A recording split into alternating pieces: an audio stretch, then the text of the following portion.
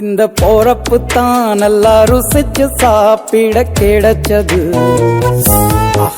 Hello friends, வணக்கம் and welcome. எல்லாரும் எப்படி இருக்கீங்க? இன்னைக்கு நம்ம சேனலில் என்ன பார்க்க போகிறோன்னா, ஒரு சூப்பரான அரைச்சி வச்ச நாட்டுக்கோழி குழம்பு. இன்னும் நீங்கள் நம்ம ஃப்ரம் கோவை சேனலை சப்ஸ்கிரைப் பண்ணலையா? மறக்காமல் சப்ஸ்கிரைப் பண்ணிக்கோங்க. பெல் ஐக்கானை கிளிக் பண்ண மறந்துடாதீங்க. இன்னைக்கு நம்ம எல்லா மசாலாவும் வறுத்து அரைச்சி செய்ய போகிறோம். அதுக்கு ஒரு கடாயை அடுப்பில் வச்சுட்டு ஒரு கரண்டி நல்லெண்ணெய் விட்டுக்குங்க. 2 கொத்து கருவேப்பிலை போட்டுக்குங்க. கருவேப்பிலை நல்லா பொரிஞ்ச உடனே 2 ஸ்பூன் சோம்பு, 1 ஸ்பூன் ஜீரகம், 3 பட்டை, 3 ஏலக்காய், 2 கிராம்பு, 2 ஸ்பூன் மிளகு. அடுப்பை சிம்மில் வச்சுருங்க. 9 காஞ்ச மிளகா உங்கள் காரத்துக்கு தகுந்த மாதிரி சேர்த்துக்குங்க.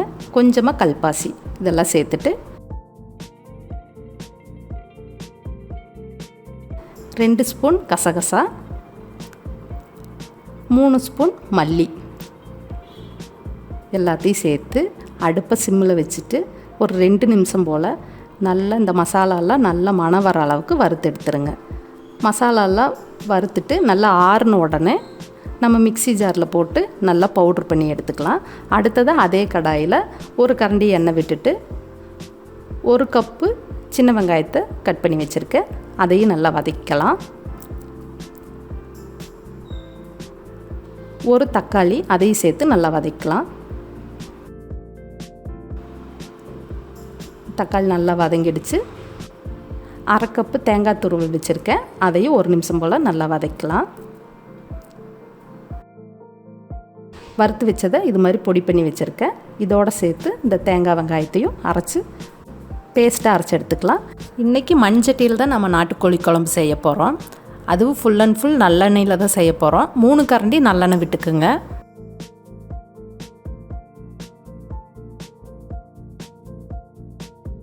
கால் ஸ்பூன் கடுகு போட்டுட்டு 1/4 ஸ்பூன் சோம்பு போட்டு நல்லா வெடித்த உடனே கொஞ்சமாக கருவேப்பிலை சேர்த்துக்கலாம். இது கிட்டத்தட்ட 150 கிராம் இருக்கும் இந்த சின்ன வெங்காயம். அதையும் சேர்த்து நல்லா பொன்னிறமாக வதக்கலாம். நான் இந்த குழம்புக்கு 10 பல் பூண்டு, 2 துண்டு இஞ்சியும் நல்லா இடித்து எடுத்து வச்சுருக்கேன். நீங்கள் தட்டி கூட சேர்த்துக்கலாம். இப்படி தட்டியே இடிச்சோ சேர்க்கையில் நல்ல வித்தியாசமான ஃப்ளேவரில் இருக்குது குழம்பு. ட்ரை பண்ணி பாருங்கள். இது மாதிரி இஞ்சி பூண்டையும் சேர்த்துட்டு ஒரு 2 நிமிஷம் போல் பச்சை வாடை போக வதக்கலாம். இன்றைக்கி நான் 1/2 கிலோ நாட்டுக்கோழி எடுத்திருக்கேன். அதை மஞ்சள் போட்டு நல்லா கழுவி வச்சுருக்கேன். இப்போ நல்லா பச்சை வாடை போயிடுச்சு வெங்காயம் இஞ்சி பூண்டில்.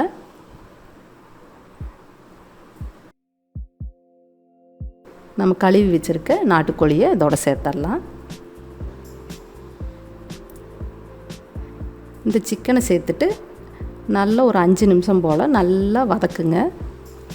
எல்லா மசாலாவையும் ஃப்ரெஷ்ஷாக வறுத்து அரைச்சி செய்கிறதுனால இந்த குழம்பு ரொம்பவே அருமையான மணத்தோட அட்டகாசமான டேஸ்ட்டில் இருக்கும். கண்டிப்பாக உங்கள் வீட்டில் ட்ரை பண்ணி பாருங்கள். நல்லா 5 நிமிஷத்துக்கு அப்புறம் சிக்கன் நல்லா தண்ணி விட்டுருக்கு. இந்த தண்ணியெல்லாம் ட்ரை ஆன உடனே நம்ம அரைச்சி வச்சுருக்க மசாலாவை சேர்த்துடலாம். இந்த தண்ணி ட்ரையாக இருக்குது. நம்ம ஒரு மூடி போட்டு ஒரு 2 நிமிஷம் விட்டுட்டோன்னா தண்ணி சீக்கிரமாக ட்ரை ஆயிரும்.